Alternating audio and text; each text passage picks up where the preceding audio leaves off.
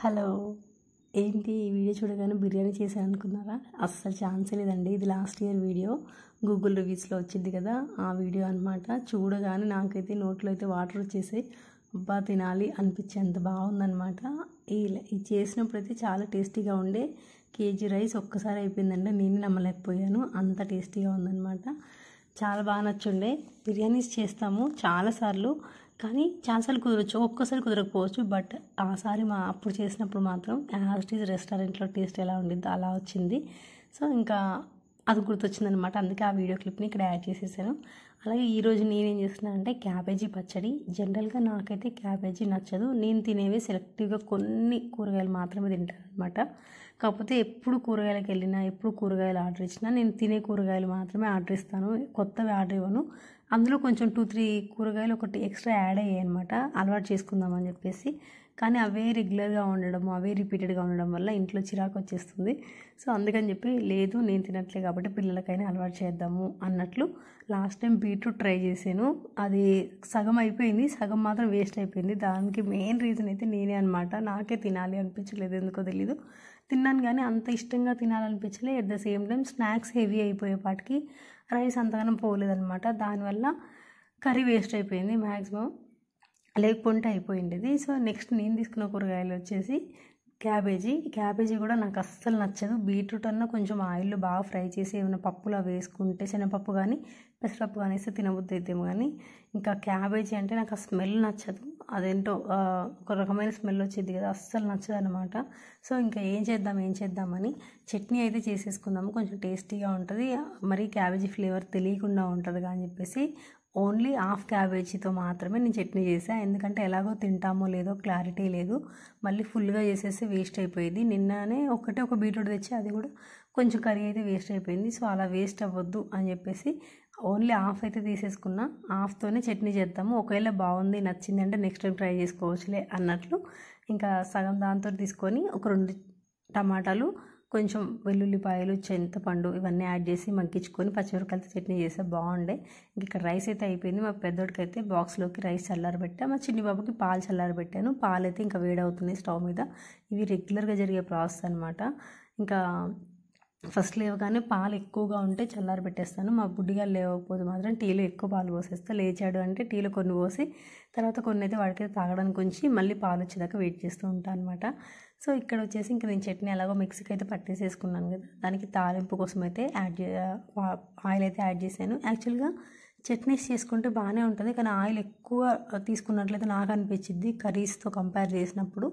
ఎందుకంటే మామూలుగా జనరల్గా కర్రీస్ అయితే మనం ఒక 3 స్పూన్స్ ఆఫ్ ఆయిల్ అయితే వేస్తాను రెగ్యులర్గా, అంటే క్వాంటిటీ బేస్ చేసుకొని. అది ఎక్కువ ఉంటే ఒక 5 స్పూన్స్ దాకా వేసుకుంటాను అనమాట. కానీ ఆ చట్నీకి ఏంటంటే మనం మగ్గించినప్పుడు ఆయిల్లో మగ్గించాలి, మళ్ళీ మిక్సీకి వేసుకొని తాలింపు పెట్టేటప్పుడు ఆయిల్ వేయాలి. అది ఇంకా ఎంత ఆయిల్ వేసినా సరే అందులో మిక్సీకి వేసిన చట్నీ తీసుకొచ్చి మళ్ళీ తాలింపులో యాడ్ చేసిన తర్వాత మనకి అంత ఆయిల్ అయితే తెలీదు. ఇంకా తెలియాలి అంటే ఇంకెక్కువ క్వాంటిటీలో ఆయిల్ అయితే యాడ్ చేయాల్సి వస్తుంది. సో బాగా ఆయిల్ తీసుకుంటుంది అన్న ఫీలింగ్ అయితే నాకు అనిపించింది అనమాట. చట్నీస్ కొన్ని చట్నీస్ అయితే తాలింపు లేకపోయినా అప్పటికప్పుడు అప్పటికప్పుడు తినొచ్చు అనుకుంటే మాత్రం తాలింపు లేకుండానే బాగానే ఉంటాయి. అందులో ఒక చట్నీ అయితే టమాటా చట్నీ. మ్యాక్సిమం టమాటా చట్నీ చేసినప్పుడు అయితే నేను తాలింపు అయితే వేస్తాను. బట్ ఒక్కొక్కసారి ఏంటి అంటే బ్రేక్ఫాస్ట్లోకి చేస్తాను కదా, దోశలోకి కానీ లేదు అని అంటే అప్పటికప్పుడు ఆ ఒక్క పూట మందమే తిందాము అనుకున్నప్పుడు మాత్రం ఇంకా తాలింపు అయితే పెట్టాను. ఎందుకంటే ఆల్మోస్ట్ ఆయిల్లోనే మగ్గిచ్చేసి ఉంటాం కాబట్టి జీలకర్ర అవన్నీ కూడా వేయించేసి మిక్సీ చట్నీ పట్టుకునేటప్పుడు మిక్సీ పట్టేస్తాను కాబట్టి ఇక నేనైతే ఆ టైంలో అయితే తాలింపు పట్టను, లేకపోతే మామూలుగా అయితే తాలింపు అయితే పెట్టేసేసుకుంటా. నాకైతే అలా అనిపించింది కర్రీస్తో కంపేర్ చేసినప్పుడు, చట్నీస్ చేసినప్పుడు కొంచెం ఆయిల్ ఎక్కువ పట్టిద్ది అని. అంత ఆయిల్ వేసైనా కానీ చట్నీ వేసి కలిపిన తర్వాత మాత్రం కొంచెం కూడా ఆయిల్ కనిపించలేదు అనమాట. సర్లే అనుకున్నా. ఇంకా తర్వాత ఇంకా అయిపోయింది కదా అని చెప్పి ఇంకా బాక్స్ అయితే పెట్టడానికైతే ఇక్కడైతే ప్రిపరేషన్ స్టార్ట్ చేసాను. యాక్చువల్గా ఈరోజు స్వీట్ పూతరేక్ అనమాట. యాక్చువల్గా లాస్ట్ టైం డ్రై ఫ్రూట్ పూతరేక్ పెట్టున్నా, కానీ ఇంకా అవి అయిపోయాయి. సో ఈరోజు వచ్చేసి షుగర్ పౌడర్ పూతరేక్ పెట్టినా. కానీ నాకైతే డ్రై ఫ్రూట్ పూతరేకే బాగా నచ్చింది టేస్ట్ అయితే దీని మీద. ఇదంతా ఏం లేదు, జస్ట్ షుగర్ని పౌడర్ చేసుకొని ఒక లేయర్ ఇవి పూతరేకు లేయర్ ఉంటుంది కదా, అది పెట్టేసుకొని తిన్నట్టే ఉంది, 2-3 లేయర్స్ లాగా. నాకు అంత టేస్ట్ అయితే అదే బాగా నచ్చింది అనమాట, డ్రై ఫ్రూట్స్ది దీని మీద. సో అనవసరంగా ఇది తీసుకున్నానేమో, రెండు అవే తీసుకుంటే బాగుండేది అనిపించింది. సో ఇంకా మా పెద్దోడికి అయితే స్నాక్స్లోకి అది పెట్టేసి, యాక్చువల్గా బాక్స్లో పట్టలేదు, సైజు పెద్దగా ఉంది కదా, దానివల్ల అది పట్టట్లేదు. మళ్ళీ ముక్కలు ముక్కలు అయితే మొత్తం షుగర్ పౌడర్ అంతా బయట పడిపోయిద్దేమో అన్నట్లు ఇంకా టంబ్లర్లో పెట్టేసాను. ఇంకా లంచ్కి వచ్చేసి అన్నం అయితే చల్లారిపోయింది. మ్యాక్సిమం అయితే నేను చల్లారిన తర్వాత పెడతాను అన్నము బాక్స్లోకి, ఈవెన్ స్టీల్ బాక్స్లో పెట్టినా సరే చల్లారిన తర్వాత పెడతా. ఎందుకంటే మధ్యాహ్నం వరకు అన్నం పాడైపోయింది కదా, కలిపేసి పెడతాను కాబట్టి. వేడివేడిగా పెట్టి ప్లెయిన్గా పెడితే ఏమో కానీ కలిపి పెడతాను కాబట్టి మ్యాక్సిమం చల్లారి పెట్టిన తర్వాత ఇంకా కర్రీ అయితే వేసి కలిపేస్తాను. ఇంకా మా పెద్దోడికి అయితే కంపల్సరీ నేను ఒక స్పూన్ ఆయిల్ అయితే వేస్తాను, అది ఏ కర్రీ అయినా ఎక్సెప్ట్ నాన్ వెజ్ కర్రీస్. ఒకవేళ నాన్ వెజ్ కర్రీలో వెయ్యాలి అంటే ఇన్ కేస్ కొంచెం స్పైసీగా తినాలి అనిపించినప్పుడు కారం కొద్దిగా ఎక్కువ వేసుకుంటాను అనమాట. ఆ టైంలో మాత్రమే నేను నెయ్యి నాన్ వెజ్ కర్రీలో యాడ్ చేస్తాను తప్ప, ఇంకా నాన్ వెజ్ కర్రీస్ ఎగ్ దాంట్లో మాత్రం నేను నెయ్యి యాడ్ చేయను. రిమైనింగ్ ఏ కర్రీ చేసినా సరే కొంచెం ఒక స్పూన్ అయితే ఆయిల్ అయితే నేను యాడ్ చేసి పెడతాను అనమాట. ఇంకొకటి ఏంటంటే మ్యాక్సిమం నేను టేస్ట్ చూసి ఓకే బాగుంది అనుకున్న తర్వాత నేను లంచ్ బాక్స్లో పెట్టేస్తాను, లేదా పెట్టను అనమాట. ఒక్కొక్కసారి ఎప్పుడైనా హడావుడి అయినా ఏదైనా టెన్షన్లో ఉన్నా కంగారులో ఉన్నా టేస్ట్ చూడడం మర్చిపోతాను, అలా పెట్టేస్తాను కలిపేసి. కానీ టెన్షన్ అవుతుంది అనమాట తింటాడా లేదని. ఎందుకంటే మనం కలిపి తిన్నప్పుడు కొంచెం స్పైసీగానే పెట్టేస్తాను, ఎందుకంటే మధ్యాహ్నానికి కదా మళ్ళీ చప్పగా అయిపోతుందేమో అని చెప్పేసి. ఎక్స్ట్రా కర్రీ పెట్టినా సరే ఒక్కోసారి కర్రీ వేసుకుంటాడు, ఒక్కొక్కసారి వేసుకోడు. వాడికి నచ్చిన కర్రీస్ అయితే మ్యాండటరీ వేసుకుంటాడు, ఎగ్ కానీ చికెన్ కానీ వాడికి నచ్చాలి, నచ్చినవి అయితే వేసుకుంటాడు. కానీ వెజ్ కర్రీస్ అయితే చాలా వరకు డౌట్ అనమాట, వేసుకుంటాడో లేదో అయితే క్లారిటీ అయితే ఉండదు. బట్ నేనైతే ఎందుకైనా మంచిది అన్నట్లు ఎక్స్ట్రా కర్రీ అయితే పెట్టేసి పెడతా. మళ్ళీ నెయ్యి కూడా వేసాను కాబట్టి మధ్యాహ్నానికల్లా చల్లగా అయిపోయిద్దని. అదేంటో తెలీదు, బాక్స్లో రైస్ కలిపి పెట్టేసేప్పుడేమో నెయ్యి వేసినా తింటాడు. అదే ఇంటి దగ్గర ఏదైనా కర్రీలో కొంచెం స్పైసీగా అనిపించి కొంచెం చప్పచప్పగా ఉన్నాయి కర్రీస్, కొంచెం స్పైసీగా చేసుకుందాము అని స్పైసీగా చేస్తానా, అస్సలు నెయ్యి వేస్తానంటే ఏడుస్తాడనమాట. పెరిగేసుకుంటాడు ఇంటి దగ్గర.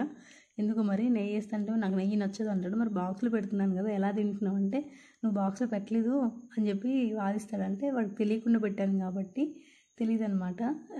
తింటాడేమో, తెలిసి వేస్తానని మాత్రం పెడతానంటే మాత్రం వద్దంటాడు. ఇంకా సరే అని చెప్పేసి బాక్స్లో అయితే రెగ్యులర్గా అయితే పెడతాను నెయ్యి మా పెద్దోడికి. మా చిన్నోడికి కూడా నెయ్యి ఇంటి దగ్గరే ఉంటాడు కాబట్టి చిన్నోడికి కూడా నెయ్యి కలిపి పెట్టేస్తా. ఇంకా ఈ బాక్స్ అయితే క్వాలిటీ వైజ్ చాలా బరువుగా ఉంది, బట్ క్లిప్ అయితే వన్ సైడ్ పట్టట్లేదు అనమాట, ఎందుకో తెలియదు నాకు. ఇంకా భయం వేస్తుంది అప్పుడప్పుడు ఇరిగిపోయిద్దా ఏంటని చెప్పేసి. ఇంకా బాక్స్ అయితే ప్రిపరేషన్స్ అయిపోయిన తర్వాత ఇప్పుడు తినిపించడానికి అయితే ఇంకా చపాతీలు, అలాగే నిన్న కొంచెం కర్రీ ఉండే మటన్ది, ఆ కర్రీ ఒకటి, ఇప్పుడు చేసిన చట్నీ ఒకటి, ఆ రెండు అయితే పెట్టేసాము పెద్దోడు తినిపించడానికి. ఇంకా మా చిన్ని బాబుకి అయితే పాలు అయితే గోరువెచ్చగా అయిపోయాయి అనమాట, అవి డబ్బాలో పోసి ఇవ్వాలి. ఇంకా మా పెద్దోడికి అయితే బ్రేక్ఫాస్ట్ తినిపించాలి. బ్రేక్ఫాస్ట్ అయితే మ్యాండేటరీగా తినిపించాలని ఏం లేదు, ఒక్కొక్కసారి తింటాడు ఒక్కొక్కసారి తినిపించాలి, టైం బట్టి. లేట్ అయిద్దని తినిపిస్తే, లేట్ అవ్వలేదంటే తింటాడనమాట. ఇంకా మా చిన్ని బాబు ఏమో వాళ్ళ అన్నయ్యది పాతది ఒక బుక్ దొరికింది, దాన్ని పట్టుకొని ఆట ఆడుతూ ఉన్నాడు అనమాట.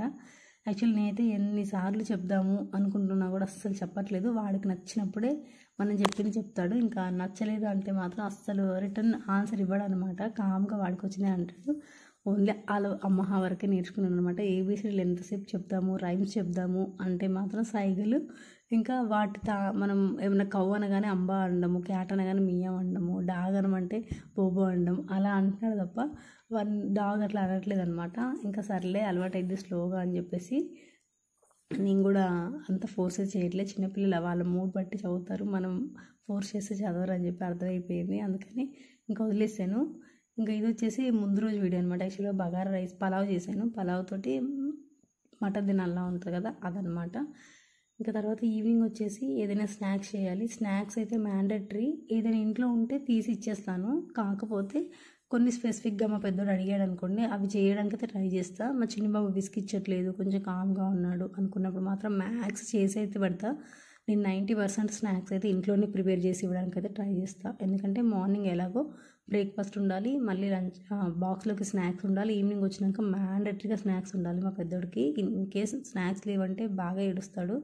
ఒకవేళ non veg curry, chicken, mutton ఇలాంటివి, ఫిష్ అవి అయితే మాత్రం రైస్ తినిపించేస్తా.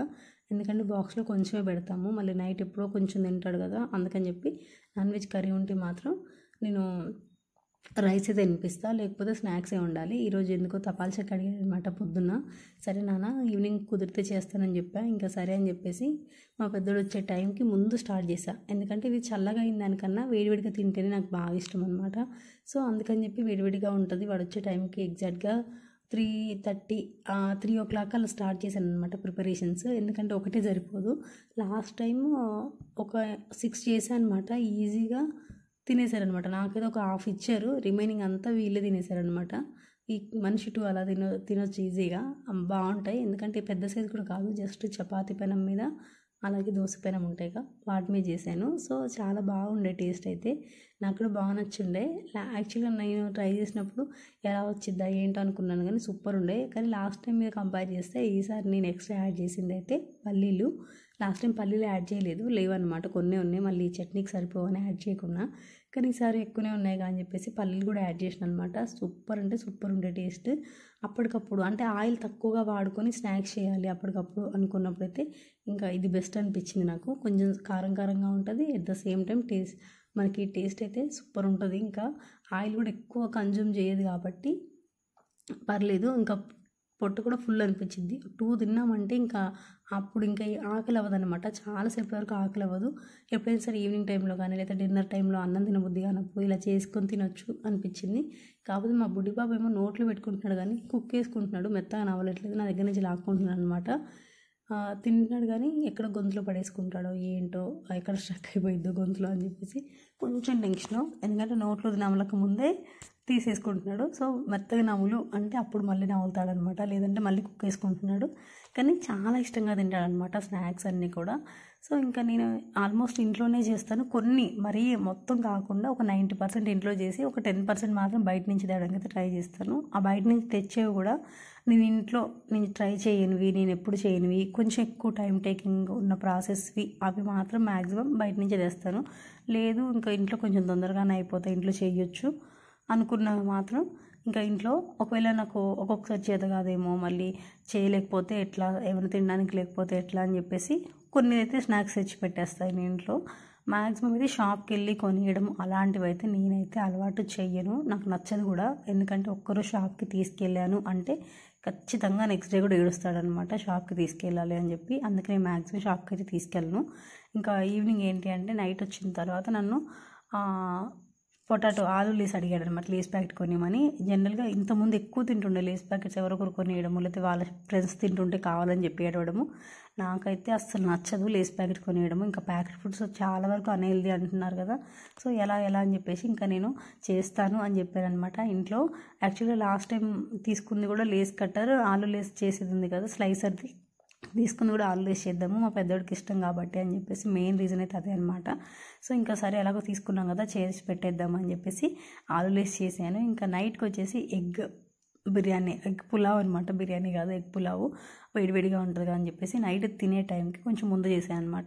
ఇలా వేడివేడిగా చేసినప్పుడు ఎంత ఎక్కువ క్వాంటిటీలో చేసినా కూడా త్వరగా అయిపోయిద్ది. అది కొంచెం చల్లారినాక అయితే కొంచెం ఉన్నా సరే సరిపోయిద్ది. అదేంటో తెలీదు, సేమ్ క్వాంటిటీ కదా, మరి చల్లగా అయిన తర్వాత ఎందుకు ఎక్కువ తినలేకపోతాము, వేడి ఉన్నప్పుడు ఎందుకు ఎక్కువ తింటాము, నాకైతే అర్థం కాలేదు మరి. సో ఎప్పుడైనా మీరు అబ్జర్వ్ చేశారు ఆ విషయాన్ని? అబ్జర్వ్ చేసి ఒకవేళ కామెంట్ రూపంలో చెప్పండి. సో ఇంకా ఇది వచ్చేసి అంటే నెక్స్ట్ డే వీడియో. యాక్చువల్గా మా పెద్దోడికి ఏంటంటే స్కూల్కి వెళ్తున్నాడు కదా, ఎవ్రీడే కొత్త పెన్సిల్, స్కేల్, షార్ప్నర్, ఎరేజర్, ఈ వీటిలో మాత్రం ఖచ్చితంగా ఒక 2 ఐటమ్స్ అయితే మిస్ చేసుకొని వస్తాడు. పెన్సిల్ అయితేనేమో షార్ప్ చేసి చిన్నగా తీసుకొస్తాడు, పొద్దున చిన్న సాయంత్రం కల్లా చిన్నగా చేసేస్తాడు అనమాట. ఇంకా స్కేల్ అయితే ఇరగొట్టేస్తాడు, ఎరేజర్ అయితే ముక్కలు చేసేసి పోగొట్టేస్తాడు, షార్ప్నర్ అయితే ఇరగొట్టడమా లేకపోతే పోగొట్టుకోవడమా ఏదో ఒకటి చేస్తున్నాడు అనమాట దీంట్లో. సో ఇంకా ప్రతిరోజు వెళ్ళి కొనడము తెచ్చి పెట్టడం వల్ల చాలా ఎక్కువ అనిపిస్తుంది. డైలీ 20 రూపీస్ వీటికి అయిపోతుంది అనమాట. సో ఇంక ఇలా డైలీ కొనడం కన్నా ఇది ఆఫర్లో వచ్చిందనమాట, కాంబో ఆఫర్లో. సరే బెటర్గా కాంబో ఆఫర్లో వస్తుంది అని చెప్పి 3 సెట్స్ అయితే అవి తీసుకున్నాను. మా చిన్ని బాబుకి ఒకటి, మా పెద్దోడికి ఒకటేమో ఈ ప్యాడ్స్ ఇది తీసుకున్నాను. లాస్ట్ టైం మా పెద్దోడికి కూడా కొన్నానమాట ఇవి, కాకపోతే మా పెద్దోడు ఎక్కడో మిస్ప్లేస్ చేసేసుకున్నాడు, లాస్ట్ టైం పాత ఇంట్లో ఉన్నప్పుడే పోగొట్టేసాడనమాట. సో ఇంకా ఒక్కరికి కొన్నామంటే ఖచ్చితంగా ఇద్దరు కొట్టుకుంటారు, అందుకని చెప్పి చెరొకటి అయ్యిద్ది కదా అని చెప్పి 2 కొన్నా ఇవి. అలాగే స్లైసర్ ఇవి ఉన్నాయి కదా డ్రై ఫ్రూట్స్ కట్ చేసేవి, అదొకటి తీసుకున్నాను అనమాట. మ్యాండేటరీగా అవసరమైనవి నేను చూస్ చేసుకున్నప్పుడు ఆఫర్ ఉంది కానీ ఇష్టం వచ్చినట్లు కొన్నాను, ఏదైతే అవసరమో